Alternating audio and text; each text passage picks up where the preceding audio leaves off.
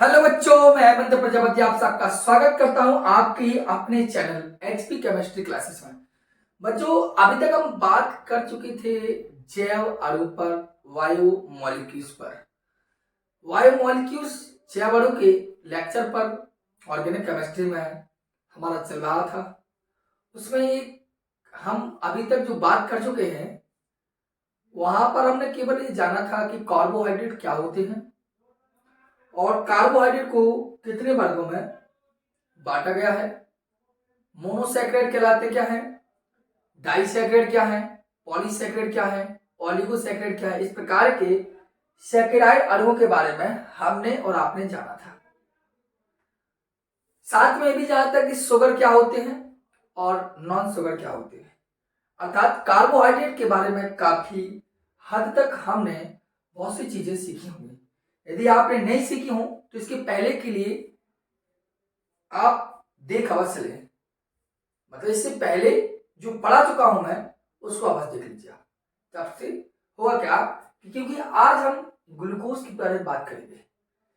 Glucose है क्या, ये ग्लूकोज टॉपिक क्या है, इस पर आज हम अच्छे से आपसे बात करेंगे। ठीक है, तो बच्चों आप जानते हैं ग्लूकोज के बारे में बात करें तो ग्लूकोज प्रकृति में मुक्त अवस्था में भी पाया जाता है और ग्लूकोज प्रकृति में संयुक्त अवस्था में पाया जाता है। मैं बार बार कहता हूं, मैंने कहा कहने से पहले एक बार कह दूं, वीडियो को पूरा बस देखें जिससे आपको समझ आएगा। ठीक है, क्योंकि आपने सोचा कि 2 मिनट देखे और निकल पड़े, उसमें आपको समझ में थोड़ा आएगा। ठीक, तो मैं कह रहा हूं ग्लूकोज जो होता है वह प्रकृति में मुक्त अवस्था में ही पाया जाता है और ग्लूकोज प्रकृति में संयुक्त अवस्था में पाया जाता है। प्रकृति में, नेचर में यह मुक्त अवस्था में जो होता है वो प्रकृति में जो मुक्त अवस्था में होने का रीजन क्या है? होने का रीजन केवल यह है कि प्रकृति में या मुक्त अवस्था में अंगूर और शहद आदि जैसे चीजों में पाया जाता है और संयुक्त अवस्था में जैसे कि स्टार्च हुआ, सेल्यूलोज हुआ, इनके एनहाइड्राइड के रूप में पाया जाता है। जैसे मैं यहाँ एक पॉइंट लिख दूं आपके लिए, वो यहाँ एरो लगा के पॉइंट लिखता हूं। मैं अभी ना तो ग्लूकोज का फॉर्मूला किस बात की केवल जानकारी दे रहा हूं, अभी बात करता हूं अच्छे से। मैंने कहा ग्लूकोज, आप इसको लिखना, ग्लूकोज प्रकृति में, ग्लूकोज प्रकृति में मुक्त अवस्था में शहद, कमा अंगूर आदि में तथा संयुक्त अवस्था में स्टार्च हुआ तथा सेलुलोज, इन दोनों की बात करता हूं, तथा सेलुलोज के एन हाइड्राइड में पाया जाता है। इसको भी आपको ध्यान देना कि जो ग्लूकोज होता है सॉरी, जो ग्लूकोज है वो प्रकृति में आपके, प्रकृति में जो मुक्त अवस्था की बात करें तो ये प्रकृति में मुक्त अवस्था में शहद और अंगूर में पाया जाता है और संयुक्त अवस्था में बात करें तो स्टार्च तथा सेलुलोज के एनहाइड्राइड में भी पाया जाता है। ठीक है, अब यदि आगे हम थोड़ी सी बात करें ग्लूकोज की तो आप यहां जान लीजिए ग्लूकोज के बारे में, थोड़ा सा स्ट्रक्चर जान लीजिए और ग्लूकोज के स्ट्रक्चर के साथ साथ आप ग्लूकोज में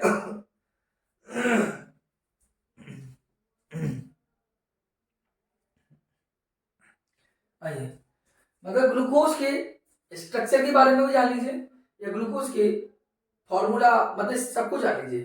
तो बात आइए ग्लूकोज के फॉर्मूले के बारे में बात करें, हम फिर बाद में अच्छे से बात करेंगे। ग्लूकोज को नॉर्मल रूप में आप जानते हैं C6H12O6, ये भी जानते हैं। ग्लूकोज का नॉर्मल फॉर्मूला क्या होता है? C6H12O6। ठीक, ये होता है ग्लूकोज। और भी ग्लूकोज का और भी फॉर्मूला लिखें तो इसको ऐसा भी लिखते हैं सिंगल बॉन्ड CHOH का होल 4 एंड CH2OH। अभी केवल ग्लूकोज का बेसिक जानकारी दे रहा हूं, अभी और जानकारी दे रहा हूं अच्छे से। ग्लूकोज जो फॉर्मूला होता है वो होता है C6H12O6, या ग्लूकोज को आप ऐसा रख सकते हैं CHO, CHOH का होल 4 और CH2OH होता है।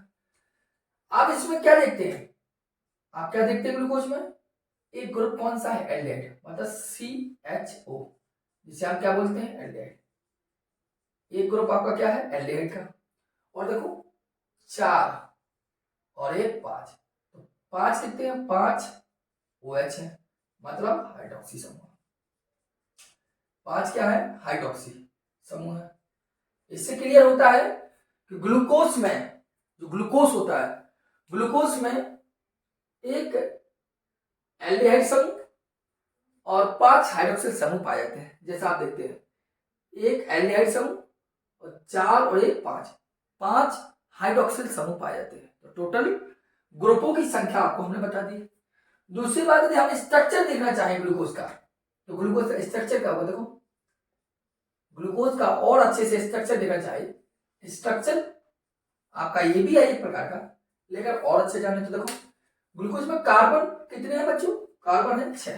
तो देखिए 1 2 3 4 5 और 6 कार्बन हो गए। अब छठवें का नंबर कार्बन लगाइए CH2OH और सबसे ऊपर में लगाइए CHO। ठीक, बाकी आपको चाहिए सिंगल बॉन्ड इधर लगा चलिए ऐसा। ठीक, और लगा CH2OH, यहां लगाइए OH, यहां लगाइए OH, और यहां लगाइए H, और यहां लगाइए OH, और जहां OH है वहां H, OH है वहां H, जहां H है वहां OH, OH है तो H। ये कहता है ग्लूकोज का स्ट्रक्चर, ऐसा भी जान लीजिए। तब भी आप देखते हैं कि ग्लूकोज में एक CHO है, एक CHO है और 5 OH होंगे। देखो 1 2 3 4 और 1 5, तो यही हमने कहा कि एक CHO समूह और 5 हाइड्रोक्सी समूह पाए जाते हैं। किसमें बच्चों, ग्लूकोज में। किसमें पाए जाते हैं, ग्लूकोज में 5 हाइड्रोक्सिल समूह और एक एल्डिहाइड समूह। ये स्ट्रक्चर समझ में आया आपको, संरचना समझ में आई आपको। ठीक है, आगे देखिए, आगे कुछ पॉइंट लिखूंगा ग्लूकोज के बारे में, देखो नोट अवश्य कर लीजिए, आपको काम आएंगे, अच्छे लगेंगे। क्या लिखेंगे ग्लूकोज में पॉइंट। अगला ग्लूकोज की बात करें तो देखो ग्लूकोज को ग्रेप शुगर या द्राक्ष शर्करा भी कहते हैं। पता होगा आपको, आपको पता होगा ये वर्ड कि ग्लूकोज को हम क्या कहते हैं, द्राक्ष शर्करा या ग्रेप शुगर भी कहते हैं। क्यों कहते हैं, क्योंकि ग्लूकोज कहां पाई जाती है, देखो कहां पाई जाती है, देखो इंडिकेट करता हूं, अंगूर, और अंगूर को ही तो कहा जाता है ग्रेप, ग्रेप्स माने अंगूर, बचपन से सीखते हैं। तो इसे हम द्राक्ष शर्करा या ग्रेप शुगर भी कहते हैं। बताइए समझ में, समझिए।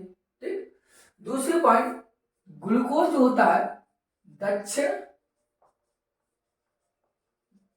ध्रुवण घूर्णक होता है इसलिए इससे ग्लूकोज क्या होता है, दक्षिण ध्रुवण गुणक होता है, इसलिए इसे डेक्सट्रोस भी कहते हैं। ठीक है, इसे क्या कहते हैं, डेक्सट्रोस कहते हैं। तो हमने अभी क्या बताया जानकारी, इसको आप नोट कर लीजिए, फिर एक बार रिवाइज करते हैं हम अच्छे से, तब तक देख लो वीडियो। ठीक है, हाँ ठीक है, कोई दिक्कत नहीं है। अब देखिए मैंने यहाँ क्या जानकारी, मैं लिखा कि ग्लूकोज प्रकृति में मुक्त अवस्था में पाया जाता है और ग्लूकोज प्रकृति में संयुक्त अवस्था में पाया जाता है। मुक्त अवस्था में पाए जाने का मतलब है अंगूर और आपके शहद में पाया जाता है, और संयुक्त अवस्था में यदि बात करें तो स्टार्च और सेल्यूलोज में कि एनहाइड्रेट में पाया जाता है। ग्लूकोज का फॉर्मूला C6H12O6 होता है। एक स्ट्रक्चर ऐसा बना है, क्योंकि जो केमिकल रिएक्शन करेंगे वो इस प्रकार इससे करेंगे। और स्ट्रक्चर आप देखें, मैं 6 कार्बन रखे, CH2OH लगाया, वहां CH लगाया, तो फिर OH और HOH, जहां OH लग जाए उसके साथ OH, जहां OH लग जाए उसके साथ विपरीत H, और H लग जाए तो OH। ठीक है, बताइए ग्लूकोज को हम ग्रेप शर्करा, ग्रेप शुगर अगर आप शर्करा भी है ना, द्राक्ष शर्करा भी कहते हैं, दक्षिण ध्रुव गुणक होता है इसलिए इसे डेक्सट्रॉस भी कहते हैं। ठीक है, बताइए बच्चों इतना कंप्लीट हुआ कि नहीं हुआ? अगर हो गया हो तो चले हम आगे। अब हम ग्लूकोज के बनाने की विधियों पर चलेंगे। ठीक है, आइए आइए अच्छे से बात करते हैं, फिर एक बार और अच्छे से देखिए, आइए बात करते हैं। तो बात कर रहे हैं हम पुनः एक बार अच्छे से देखिए। ग्लूकोज टॉपिक चल रहा था, फॉर्मूला क्या देखा था हमने, यहां लिख रहा हूं दोबारा, CHOH का होल 4 और CH2OH। और एक ग्लूकोज का फॉर्मूला क्या लिखा था dear, C6H12O6। Carbon 6, hydrogen 12, oxygen 6। एक छोटी सी बात है जो आप सब जानते हैं, मैं कोई बड़ी बात नहीं बता रहा। अब यहां पर चलेंगे इसकी प्रयोगशाला विधि पर। चलिए, अगर हम इसकी प्रयोगशाला विधि की बात करें या लेबोरेटरी मेथड पर बात करें तो उस पर आप आइए अच्छे से देखिए। प्रयोगशाला विधि पर बात करें तो प्रयोगशाला में कैसे बनता है, प्रयोगशाला बनता है कैसे हम आपको बताते हैं। रिएक्शन पहले बता रहा हूं, फिर वो करूंगा। रिएक्शन कहती है कि जब गन्ने की शर्करा को, देखो लिखा C12H22O11, इसे बोलते हैं गन्ने की शर्करा। क्या बोलते हैं? गन्ने की शर्करा, जिसे हम नॉर्मल भाषा बोलते हैं सुक्रोज। क्या बोलते हैं हम? सुक्रोज। ठीक है, और जब गन्ने की शर्करा को हम क्या करते हैं, एथिल अल्कोहल की उपस्थिति में, ठीक है, जब गन्ने की शर्करा को एथिल अल्कोहल की उपस्थिति में 4% कम से कम तनु HCl की साथ इस चक्र आप करा दें जल अपघटन, तो होता क्या है कि ग्लूकोज और फ्रक्टोस, ये आपका मान लीजिए ग्लूकोज है एंड आपका ये मान लीजिए फ्रक्टोस है, क्योंकि ग्लूकोज और जो फ्रक्टोस होते हैं दोनों का मॉलिक्यूलर फॉर्मूला सेम होता है बट स्ट्रक्चर डिफरेंस होता है, इसलिए इन दोनों को आपको पता है आइसोमर कहा जाता है। ग्लूकोज में एल्डिहाइड ग्रुप प्रेजेंट होता है जबकि फ्रक्टोज में कीटोन ग्रुप प्रेजेंट होता है, दोनों में डिफरेंस यही है। ठीक, तो ये बन जाता है, लेकिन होता क्या है कि इस दोनों का जो मिश्रण बनता है, ये जो विलेन हमें प्राप्त होता है, इस विलेन को यदि हम सिल्वर नाइट्रेट के साथ, यदि हम सिल्वर नाइट्रेट के साथ इसको उदासीन करेंगे और कम ताप के साथ इसको आश्रित करेंगे तो हमारा क्या होता है, ग्लूकोज अलग हो जाता है, फ्रक्टोज अलग हो जाता है। मतलब इस प्राप्त विलेन को सिल्वर नाइट्रेट के साथ क्या करेंगे हम, सिल्वर नाइट्रेट से या सिल्वर नाइट्रेट विलेन से उदासीन करके कम ताप पर जब आश्रन कराएंगे तो हमें ग्लूकोज और फ्रक्टोज अलग हो जाता है। जब पहले थ्योरी लिख दूं आपके लिए, मैंने क्या कहा, जब गन्ने की शर्करा को लिखता हूं, जब गन्ने की शर्करा को एथिल अल्कोहल की उपस्थिति में, एथिल अल्कोहल की उपस्थिति में, जब गन्ने की शर्करा को एथिल अल्कोहल की उपस्थिति में, देखो गन्ने की शर्करा को एथिल उपस्थिति में 4% तनु HCl द्वारा जल अपघटित करते हैं तब ग्लूकोज व फ्रक्टोज प्राप्त होता है। ठीक है, ये हमें प्राप्त होता है, जिसको हमने आपको बताया क्या करेंगे, आप लिख लीजिए, यहां लिखिए, मैं बोलता हूं, मैंने क्या कहा कि इस प्राप्त विलेन को सिल्वर नाइट्रेट के साथ, लिखिए आप, मैं बोल रहा हूं, प्राप्त विलेन को सिल्वर नाइट्रेट के साथ उदासीन कर, लिख लिया, दोबारा बोलता हूं, लिखना पाया हो, प्राप्त विलेन को सिल्वर नाइट्रेट के साथ उदासीन करके कम दाब पर आश्रित किया जाता है तो ग्लूकोज व फ्रक्टोज अलग हो जाता है। ठीक है, इतना नोट कर लीजिए, बाकी आप आइए वीडियो पर। ठीक है, प्रयोगशाला विधि के बाद एक औद्योगिक विधि भी इसकी, इसी क्या है क्या लिखा मैंने, औद्योगिक लिख दिया ना, औद्योगिक विधि, इंडस्ट्रियल रूप से औद्योगिक। अब जो मार्केट में जो ग्लूकोज आता है, का प्रयोगशाला में थोड़ी हमेशा बनाते रहते होंगे, लैब में थोड़ी हमेशा बनाते रहते होंगे। कहीं मार्केट में आए बोले ग्लूकोज गर्मियों में लेना है, तो बोले प्रयोगशाला में बने बनता हुआ फिर आता हुआ। अरे वो इंडस्ट्रियल रूप से बनता है। वो इंडस्ट्रियल रूप से कैसे बनता है उसकी हम बात करेंगे। इंडस्ट्रियल रूप में अर्थात औद्योगिक विधि। औद्योगिक विधि की बात करें तो अब सुनना, कैसे औद्योगिक विधि बनाएंगे। औद्योगिक विधि में होता क्या है कि स्टार्च के साथ बनाते हैं। मतलब ये ध्यान देना, स्टार्च हो, मतलब स्टार्च जैसे आपने लिया C6H10O5 का होल है, यहाँ पर क्या है स्टार्च, स्टार्च है। इस स्टार्च का हम जल अपघटन कराते हैं। जब एन अणु स्टार्च के लिए तो एन अणु जल के लिए, और जल के लिए तो अभिक्रिया भी होती है तनु HCl या तनु H2SO4 के साथ 4 से लेकर 5 वायुमंडलीय दाब पर होती है। ठीक है, मतलब स्टार्च में जब जल अपघटन कराते हैं तो जल अपघटन कब होता है, तनु HCl तनु H2SO4 उपस्थिति में होता है। कैसे, 4 से 5 वायुमंडलीय दाब पर इसको गर्म कराएंगे तो होता क्या आपको जानते हैं, वो क्या C6H12O6 अर्थात ग्लूकोज प्राप्त हो जाता है। बात समझ आ रही। तो स्टार्च से भी हम बना सकते हैं। मतलब हम लिखते क्या है कि यहाँ लिखते क्या है कि स्टार्च युक्त पदार्थों को, क्या लिखते हैं, स्टार्च युक्त पदार्थों को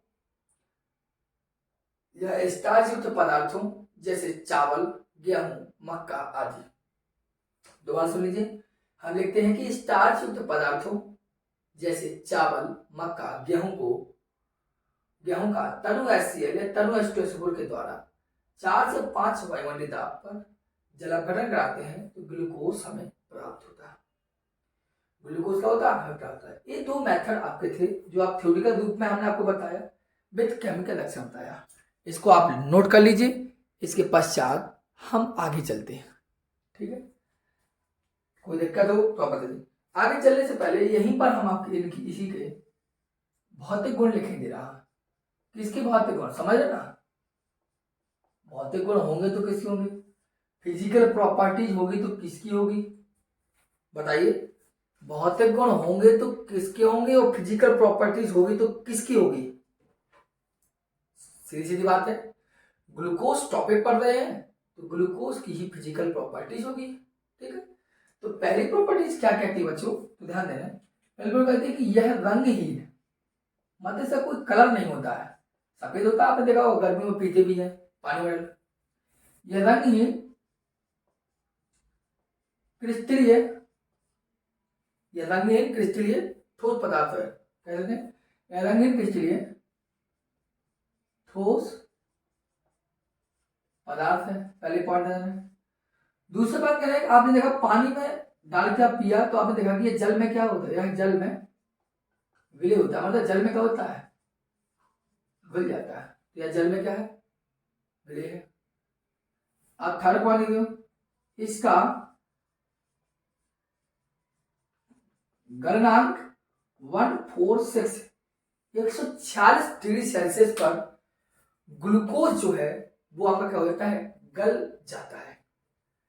146 डिग्री सेल्सियस पर ग्लूकोज क्या हो जाता है, गल जाता है। तो ये इसकी फिजिकल प्रॉपर्टीज थी जो हमने आपके सामने प्रस्तुत की। ठीक है, ये सबको नोट कर लीजिए। अब हम आगे चलते हैं इसके रासायनिक गुण पर। रासायनिक गुण पर चलेंगे तो आपका जो फॉर्मूला मैंने ऊपर लिखा है इसी के अकॉर्डिंग रासायनिक गुण होना है। ठीक है,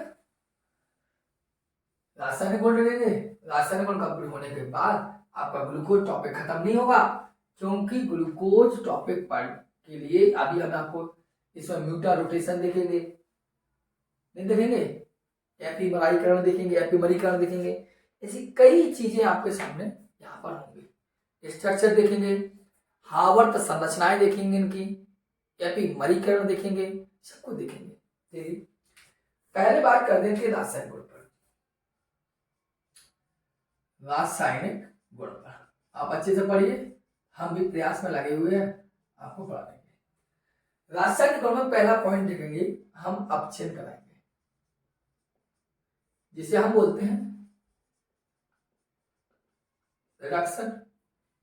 अपचयन कराएंगे जिसे हम क्या बोलते हैं बच्चों, रिडक्शन बोलते हैं। अब रिडक्शन बोलेंगे तो कैसे क्या होगा, देखो आप रासायनिक गुण पढ़ने से पहले आप यहाँ बात करना, आपका देखिए ग्लूकोज में क्या है, CHO। कितना CHO है, एक CHO है, और देखो 4 OH, और ये जो 5 क्या है, OH।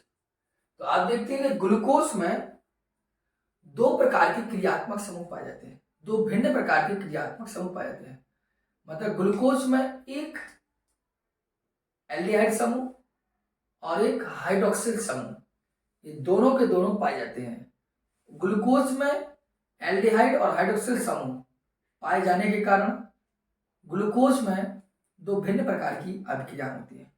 दोबारा कहता हूं, ग्लूकोज में 2 भिन्न प्रकार के क्रियात्मक समूह होते हैं, और 2 भिन्न प्रकार के क्रियात्मक समूह होने के कारण ग्लूकोज 2 प्रकार की अभिक्रिया देता है। एक एल्डिहाइड समूह वाली अभिक्रिया देगा और एक हाइड्रोक्सिल समूह वाली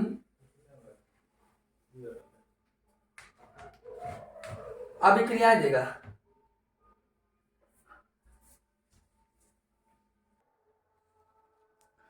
चलिए बच्चों, थोड़ा डिस्टर्ब हुआ था कुछ वर्क के कारण। हम बात कर रहे थे बायोमोलिक्यूल्स में रासायनिक गुण पर। तो हमने आपको बताया कि ग्लूकोज के स्ट्रक्चर में आप देखिए एक CHO ग्रुप पाया गया हमें, और 4 5 हाइड्रोक्सिल समूह आपको स्पष्ट रूप से दिखाई दे रहे हैं। तो जहां पर ग्लूकोज में आप देख क्या रहे हैं कि एक एल्डिहाइड समूह और 5 हाइड्रोक्सिल समूह स्पष्ट रूप से आपके सामने हैं। इसी कारण आपको मैंने पहले ही बताया कि ग्लूकोज हाइड्रोक्सिल समूह और एल्डिहाइड समूह दोनों प्रकार की अभिक्रियाएं आपको देता है। इसलिए सबसे पहले हमारा पॉइंट होगा यहां पर एल्डिहाइड अर्थात CHO समूह वाली अभिक्रिया।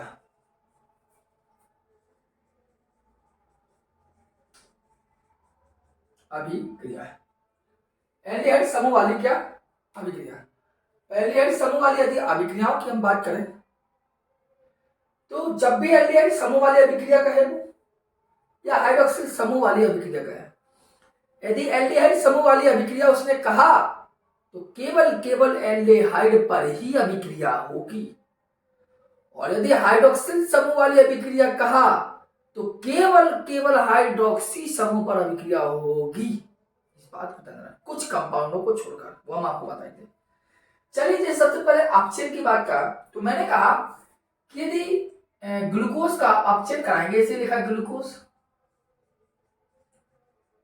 ये क्या लिखा ग्लूकोज, और आपने ग्लूकोज का या आप ग्लूकोज का अपचयन कराओगे, तो ग्लूकोज का जो अपचयन होता है वो जिंक अमलगम की उपस्थिति में होगा और जल की कुछ मात्रा भी होगी।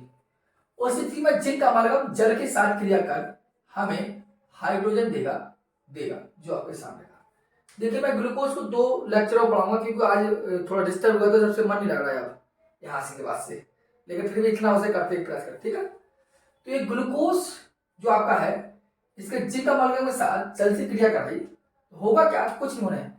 ये अभिक्रियाएं कौन सी हैं, एल्डिहाइड समूह वाली। कौन सी अभिक्रिया है, एल्डिहाइड समूह वाली।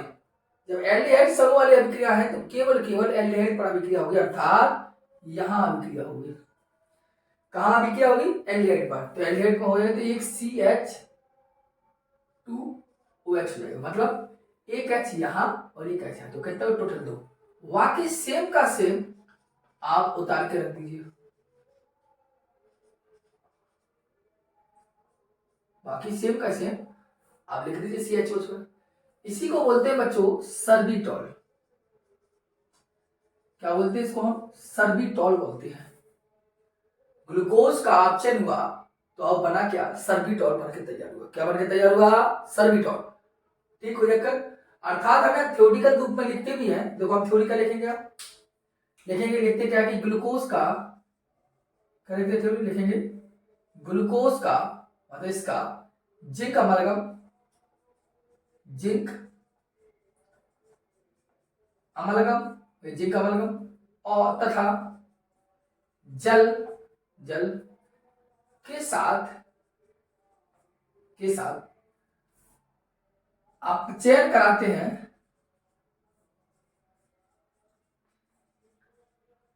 तब जिंक जल के साथ आप चयन कराते हैं, तब होता क्या है, तब सर्बिटॉल प्राप्त होता है। क्या प्राप्त होता है, सर्बिटॉल प्राप्त होता है। ठीक है, तो आपने देखा केमिकल प्रॉपर्टीज आपने एक देखी, रिएक्शन होती क्या है जो आपके सामने है। ठीक है, सर्बिटॉल आपके सामने बना, बताइए समझ में आई, समझ में आई सर्बिटॉल। अब आइए अच्छे से देख लीजिए इसको पहले।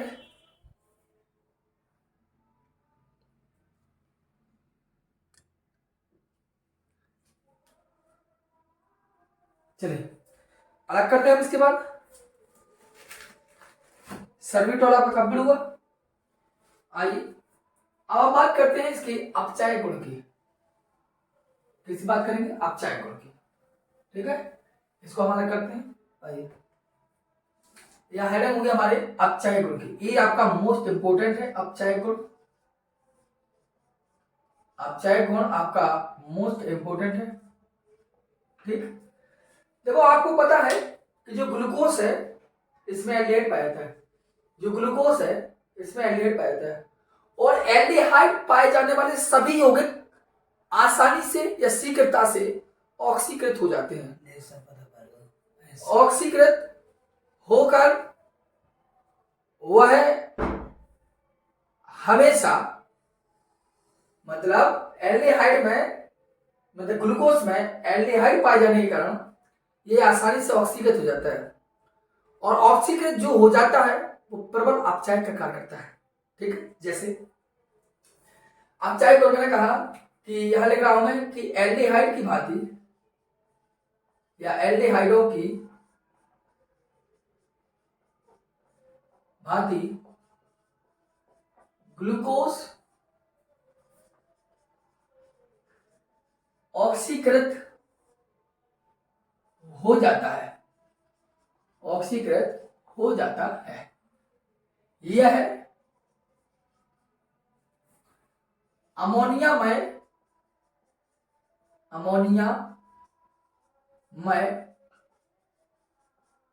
सिल्वर नाइट्रेट, जिसे हम क्या बोलते हैं, जिसे आप जानते हैं, हम टोलेन अभिकर्मक कहते हैं। इसे हम क्या बोलते हैं, टोलेन अभिकर्मक। ठीक है, मैंने कहा एल्डिहाइड की भांति ग्लूकोज ऑक्सीकृत हो जाता है, यह अमोनियम सिल्वर नाइट्रेट या था टोलेन अभिकर्मक हुआ फेलिंग विलेन को अपचेत कर देता है। ठीक है, जैसे सबसे पहले हम लोग बात की टोलेन अभिकर्मक, चलो टोलेन अभिकर्मक ले रहा है। सबसे पहले बात करें टोलेन अभिकर्मक।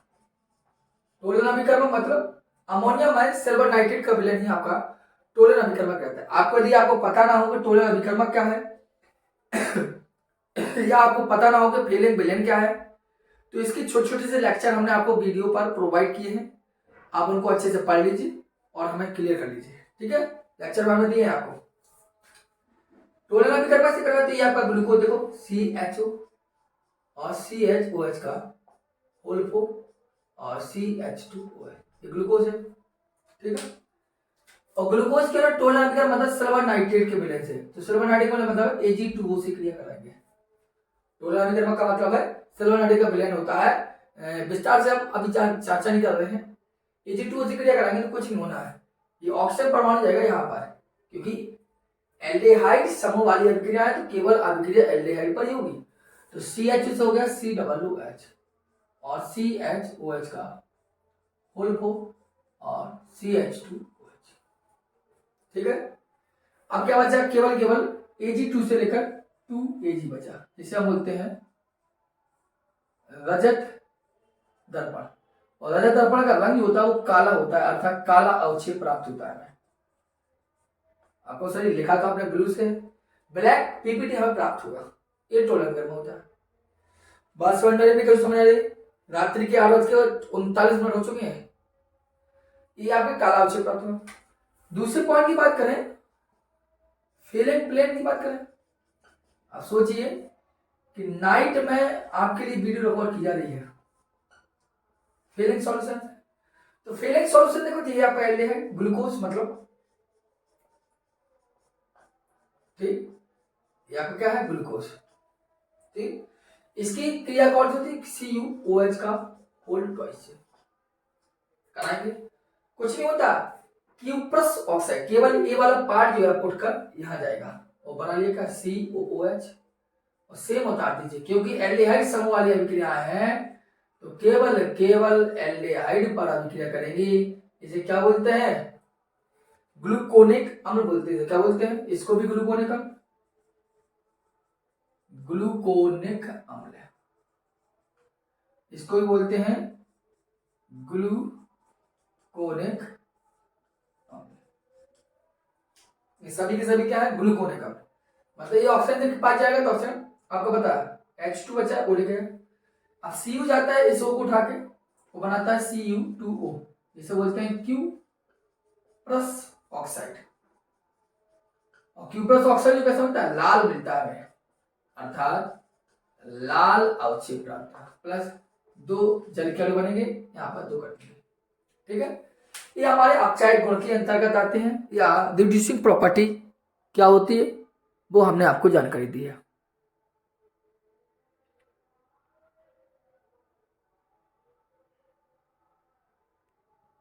ठीक है, दिखाई दे रहा होगा। तो मतलब फेलिक सॉल्यूशन की रिड्यूसिंग प्रॉपर्टीज, अदवास ना, मैंने कहा कि एल्डिहाइड की भांति ग्लूकोज ऑक्सीडेट हो जाते हैं। टोलन अभिकर्मक में क्या लिखेंगे ग्लूकोज टोलन अभिकर्मक से क्रिया कर रजत दर्पण बनाता है। ठीक, यहाँ क्या लिखेंगे, ग्लूकोज कॉपर हाइड्रोक्साइड या फेलिक मिलन से क्रिया कर क्यूप्रस ऑक्साइड का लाल अवक्षेप देता है। ठीक है, इन 2 चीजों को आप नोट कर लीजिए। आपको बता दें, इसके पहले हमने अपचयन कराया और फिर इसके बाद क्या कराया, अपचायक गुण, जो वेरी मोस्ट इंपोर्टेंट है। ठीक है, हमारा क्वेश्चन पूछ जाता है कि सिद्ध कीजिए कि ग्लूकोज में एल्डिहाइड समूह पाया जाता है। सिद्ध कीजिए ग्लूकोज में एल्डिहाइड समूह पाया जाता है। तो भैया आप देखिए, जो अभी अपचायक गुण लेगा ना, तो सभी इस अभिक्रिया सिद्ध ही कर रही है कि इनमें एल्डिहाइड है। कैसे, अभिक्रिया कम हो रही है एल्डिहाइड पर। जब अभिक्रिया एल्डिहाइड पर हो रही है, कहां हो रही है, एल्डिहाइड पर। इसलिए हमें पता चलता है, इन अभिक्रियाओं पर सिद्ध होता है कि इन अभिक्रियाओं में एल्डिहाइड समूह है, या ग्लूकोज में एल्डिहाइड समूह पाया जाता है। इसके पहले जो अपचयन कराया था वही भी अभिक्रिया एल्डिहाइड पर हुई थी, इसलिए हम कह सकते हैं कि एल्डिहाइड उनमें भी उस अभिक्रिया भी सिद्ध होता है। अर्थात आपको लिखना हो तो लिख सकते हैं कि नीचे कि उपरोक्त अभिक्रियाओं से सिद्ध होता है कि, दोबारा सुना, उपरोक्त अभिक्रियाओं से सिद्ध होता है कि ग्लूकोज में एल्डिहाइड समूह पाया जाता है। ग्लूकोज में क्या पाया है, एल्डिहाइड समूह पाया जाता है। इतना समझ में गई। अब आइए एल्डिहाइड समूह के बाद हम बात करते हैं ऑक्सीकरण HCN और NH2OH से अभिक्रिया। देखिए ये सिंपल अभिक्रिया है, अभी एल्डिहाइड समूह की ही चल रही है। स्क्रीनशॉट आपने ले चुके होंगे और आप अपने फेर में लिख भी लेंगे, नहीं तो कंटाप पर ही खलेगा तो अपने आप लिखोगे। तो सर जी आप मारोगे कैसे, तो कॉमन सी बात है, मारना थोड़ी यार। चलिए आगे पॉइंट की बात करें थर्ड, तो आइए ऑक्सीकरण, अर्थात ग्लूकोज का क्या कराना है, ऑक्सीकरण। ग्लूकोज का जो ऑक्सीकरण होगा तो 2 टाइप में होगा। पहला ब्रोमीन जल से। अगर ब्रोमीन जल से ऑक्सीजन कराएंगे तब, और दूसरा कराएंगे हम ब्रोमीन जल के साथ, दूसरा कराएंगे सांद्र HNO3 से। अगर सांद्र HNO3 से कहें तब क्या होगा ऑक्सीजन, और ब्रोमीन जल से कहें तब भी। देखिए ये आपका एल्डिहाइड मतलब हाँ CHO and CH2 ये होल 4 एंड CH2OH, ठीक है।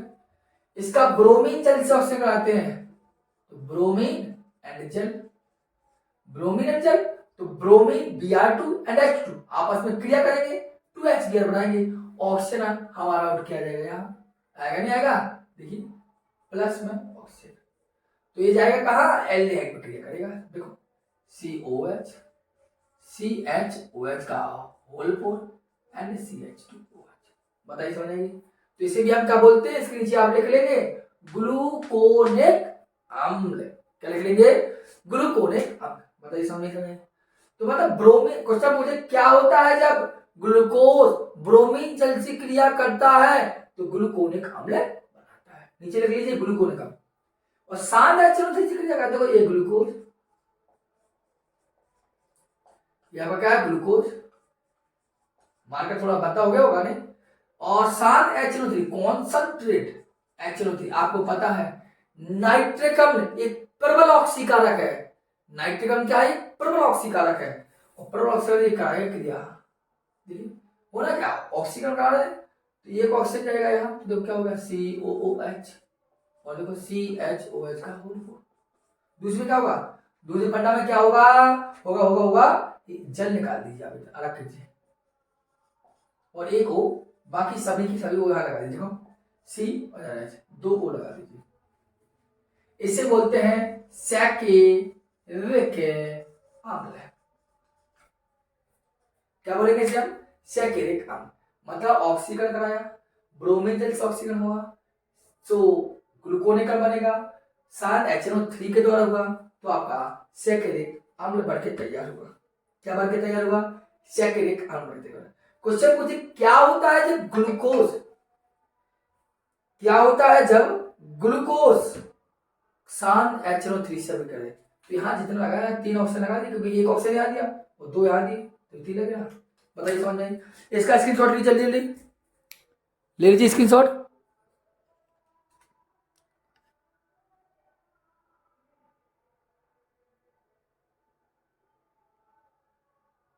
ठीक है ले लिया। चलिए 1-2 रिएक्शन करते हैं, ज्यादा नहीं कर रहे हैं, काफी हो गए, ठीक है। हम नेक्स्ट लेक्चर में लेके आएंगे, ठीक है 2-3 मिनट और पढ़ लीजिए बस, कंप्लीट कर देते हैं। आइए अगले विक्रिया होगी वो होगी HCN से,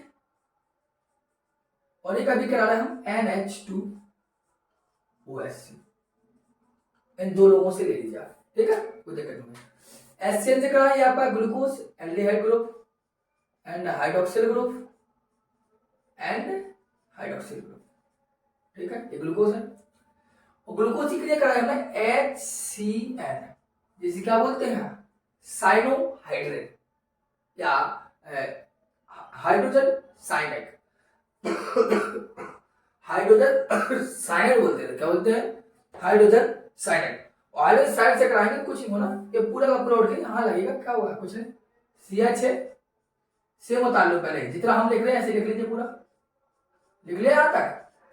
अब इसका O बचा, इसका H है तो लगा दीजिए OH और लगा दीजिए यहाँ CN, इसे बोलते हैं ग्लूकोज साइनोहाइड्रेट, ग्लूकोज साइनोहाइड्रेट। जब भी कभी भी हाइड्रोजन के लिए ऑक्सीजन कहीं भी दिखाई दे आपको समझ जाना OH बनेगा ही बनेगा, OH बनेगा तो ही बनेगा, ठीक। इसे बोलते हैं ग्लूकोज साइनोहाइड्रेट, इसी को यहां लिख लीजिए एक अभिक्रिया, ये आपका CHOH का होल 4 और CH2OH होने क्या है NH2OH, क्या हो कुछ नहीं आपको जानते हैं, AH2 जाएगा O से क्रिया करेगा, पानी निकाल दिया, और खुद बचा क्या CH और बचा क्या NOH, डबल बॉन्ड लगा दीजिए बैलेंस कम हो जाएगा NOH, और सेम बता दीजिए CHOH का होल 4 NCH2OH हो गया। इसे क्या बोलते हैं, ये ऑक्सीजन बनता है। क्या बनाता है, ऑक्सीजन। लेकिन कौन सा ऑक्सीजन, ग्लूकोज ने क्रिया करी ना, ग्लूकोज ऑक्सीजन। आपको बता दूं दोबारा, हाइड्रोजन साइनाइड क्रिया करता है ग्लूकोज से तो साइनोहाइड्रिन मिलता है, और NH2OH क्रिया करता है तो ऑक्सीजन मिलता है। क्योंकि ऑक्सीजन को पहचानने की कला केवल इतनी है कि इसमें NOH यही हमें प्राप्त होती है। तो ये NOH मिले तो ऑक्सीजन, और ऐसा मिल जाए तो साइनोहाइड्रिन। तो ये बना क्या होता है, जब ग्लूकोज हाइड्रोजन साइड से क्रिया करे तो साइनोहाइड्रिन बनेगा, ग्लूकोज साइनोहाइड्रिन, ग्लूकोज साइनोहाइड्रिन। और क्या होता है जब ग्लूकोज हाइड्रोक्सिल एमीन, NH2OH क्या कहता है, NH2OH कहलाता है हाइड्रोक्सिल एमीन। ग्लूकोज हाइड्रोक्सिल क्रिया कर ग्लूकोज ऑक्सीजन देता है। बच्चों आज के लिए इतना ही बेहतर है। आपको बता दूं, इसके बाद जो आगे पढ़ोगे उसमें हाइड्रोक्सिल समूह वाली अभिक्रियाएं होंगी, साथ साथ में आप एक थियाएल्डेहाइड समूह की एक अभिक्रिया पढ़ोगे जिसमें ग्लूकेसोजोन प्राप्त होता है, अर्थात फेनल हाइड्रोजीन से अभिक्रिया ग्लूकोज की मोस्ट इंपोर्टेंट अभिक्रिया है, उसको हम पढ़ेंगे। ठीक है, इतना आप नोट कर लीजिए अच्छे से।